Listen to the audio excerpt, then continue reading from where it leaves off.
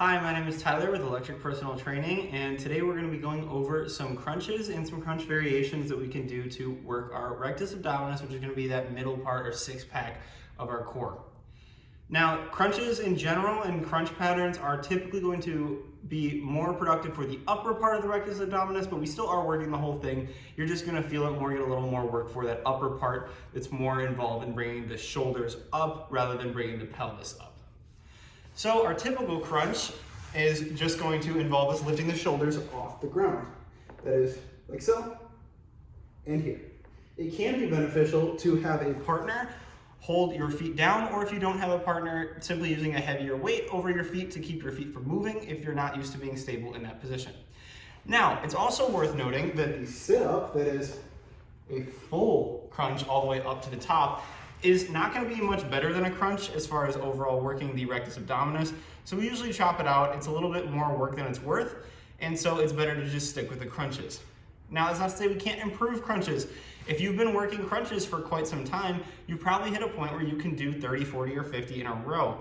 It's no different than any other muscle where if you do bicep curls with 10 pounds, you'll very quickly be able to do bicep curls with 10 pounds for a large amount of reps, which isn't how we're going to train the biceps.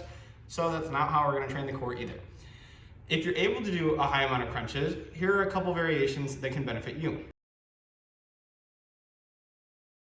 Firstly, we can start with the toe toucher, which is really going to shift the focus to that upper part of the abs, and really helps too if you find that your abs appearance could use a little bit more definition in the upper portion.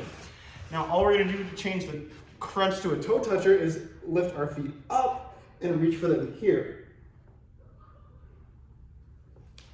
Now, it's important to note that you don't need to keep your legs completely straight. The idea is to just keep your hips up so that you're not pulling with your lower rectus abdominis at all, and you're entirely just using the upper part of that six-pack.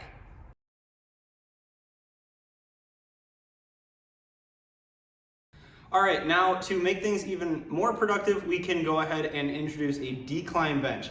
Now, a decline is going to give us more range of motion. Typically, we're limited by the floor being completely horizontal, but with a decline bench, we're able to get more range of motion, get all the way back.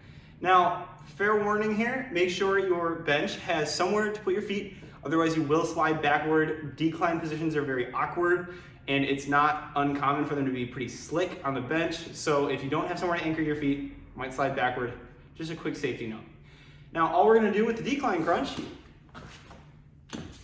is allow ourselves to come all the way back and then up into a full sit-up, or simply up to where we would on a crunch at that about halfway position.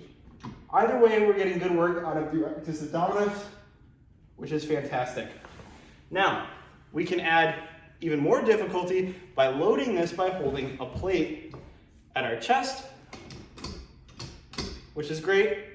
Or if you want to introduce even more difficulty, we can hold the same weight over our head. Now, you do need to make sure the weight is moving with you. It's very common to see this in the gym, but I'm not actually lifting the weight here. It's staying in place. This is making it no more difficult than holding no weight at all.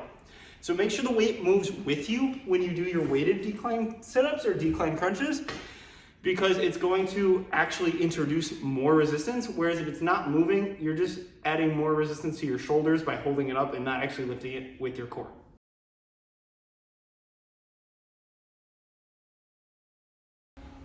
All right, we're going to go ahead and progress on to our third and final variation of the crunch that we're going to cover on this video, and that is going to be the cable crunch. Now, the cable crunch is great because it's going to be easy to progressively overload. We're able to easily add just a little bit more weight, and it's very easy to track your progress on. Now, what we're going to need is just a cable setup. I prefer the rope attachment, but really any attachment will do as long as you can fit both hands on it. And if you can, it's nice to grab some kind of pad if you can, because we're going to be kneeling here.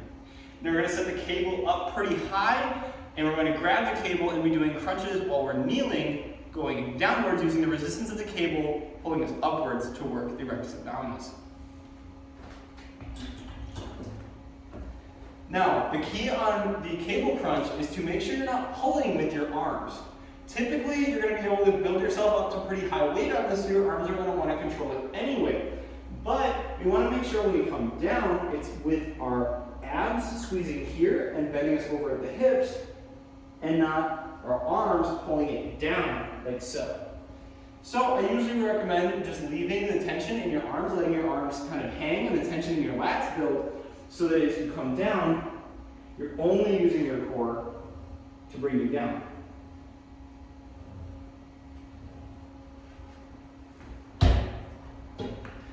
The cable crunch is great because you only need a few pieces of equipment, and it's going to allow you a lot more control over how much you're lifting and moving compared to on a regular crunch where you're kind of limited to your body weight and whatever weight you can hold in your hands in front of you without getting too uncomfortable. If you're using a plate or a medicine ball, they quickly get too bulky for heavier weights, whereas the cable, you can just add another stack, add another plate, and it'll be a perfect exercise for increasing the strength of your rectus abdominis.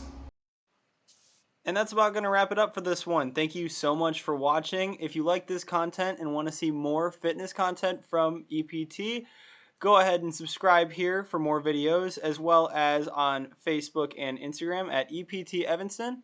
And if you haven't already, check out our free fitness tracking app on the App Store for free, available now.